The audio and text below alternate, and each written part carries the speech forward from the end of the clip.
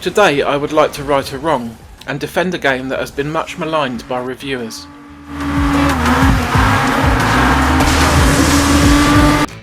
But let's get started with the subject of today's episode, Wreckreation for the PS5. Like I said in my intro, the game's been receiving scores of 5, 6 or worse by the majority of reviewers, and I think it deserves a bit better than that. It's not the most amazing game out there by any means, but I firmly believe it's worthy of a 7 out of 10, especially now that it's received a few updates which fix some of the issues that folks had with it. Before I explain why I think this, I want to give a bit of history about the developers.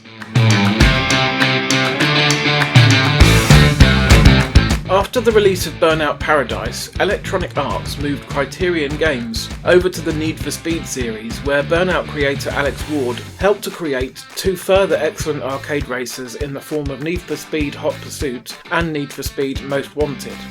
He left not long after that and formed a brand new indie studio called 3 Fields Entertainment. Meanwhile, a new studio within EA called Ghost Games took over the Need for Speed franchise, and the overall quality of each new game started to dip in my opinion. The first project under the new 3 Fields studio was Dangerous Golf, which will feel very familiar to fans of the Burnout series' Crash Mode, despite being a golf game.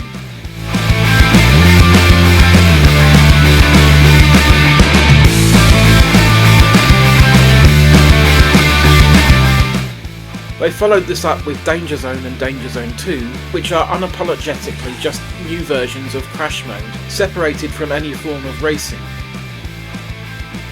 The racing itself would eventually materialise in the form of Dangerous Driving, a true spiritual successor to Burnout 3 Takedown. The visual design of the menus, the art style of the game, the structure of the campaign, it all feels just like Burnout 3. It was a decent enough game, but because it couldn't boast the budget of an EA release, it was a bit rough around the edges, and it passed many folks by. Not long after the release of Dangerous Driving, a sequel was announced which promised to be bigger and better in every way. My copy of the original Dangerous Driving still contains splash screens teasing the release of Dangerous Driving 2, but then there was radio silence. And I kind of forgot about the game until a couple of months ago when I started to wonder whatever became of it. Then suddenly, and with very little fanfare, Wreckreation was released, and this is the game that was originally entitled Dangerous Driving 2 all those years ago.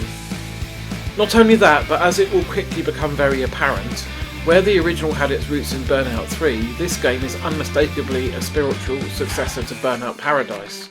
Pretty much all the elements in this new game have been lifted from that classic. The open world, the races and road rage events that can be launched from various junctions, billboards to launch yourself through, and gates to smash. It's all here.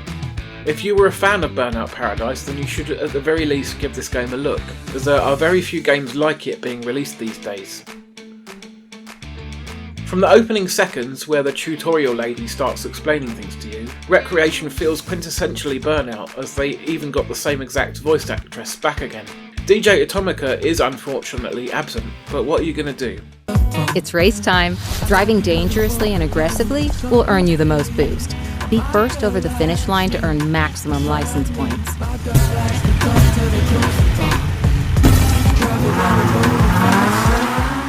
The first few cars given to you feel a bit slippery and weak, but as you start to rack up license points and unlock better ones in other classes such as Muscle, Race and Hyper, you will be able to go faster, take more hits, or more gracefully chain together impressively long drifts around the corners. If you do happen to crash, then you can slow down time just like later Burnout games, and score additional takedowns to maintain your boost bar and prevent the other racers from getting too far ahead. Initially, I was really struggling in the road raid events in Wreckreation, as they feel considerably more challenging than before. But when I unlocked my first hypercar, which is both fast and quite strong, I began to get a feel for things and start winning these too. So let's address some of the shortcomings that other reviewers have brought up.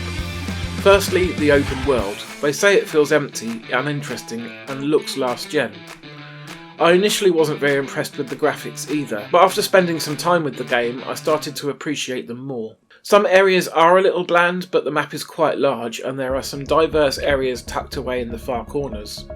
Then there are the sky tracks, unique to this game, huge structures of ramps, pipes, banked corners, chicanes and other man-made obstacles suspended high in the air. I thought these events were a lot of fun.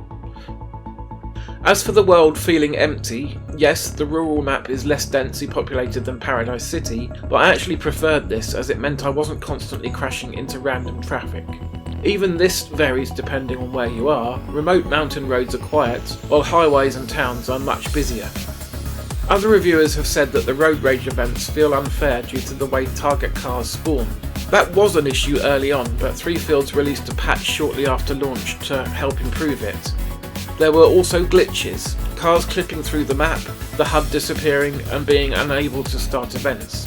I've run into this a few times myself, 3 or 4 times in 10 hours, which for a brand new indie title of this scale I'm willing to forgive.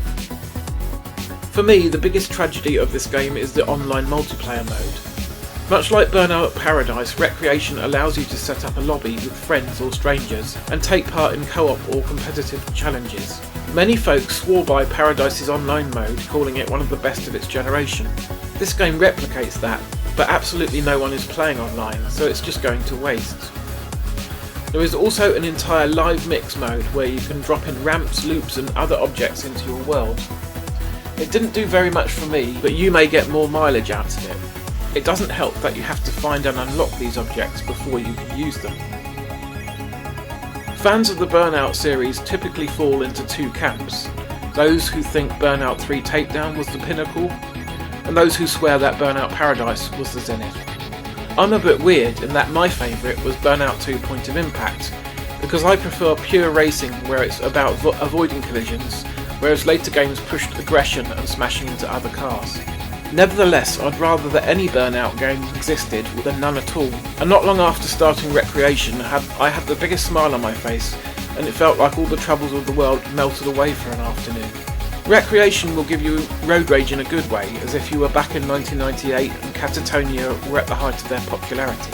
This game is getting almost zero marketing from its publisher THQ Nordic, and that is criminal in my opinion. Fans of old school Burnout need to be aware of its existence, and so I felt that I had to make this video, even if only 30 or so people will probably watch it at best.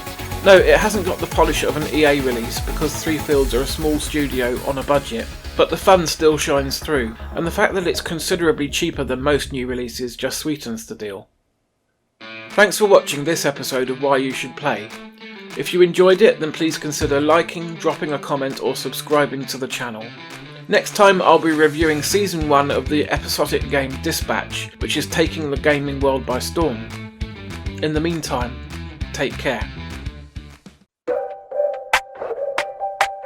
Why you should play?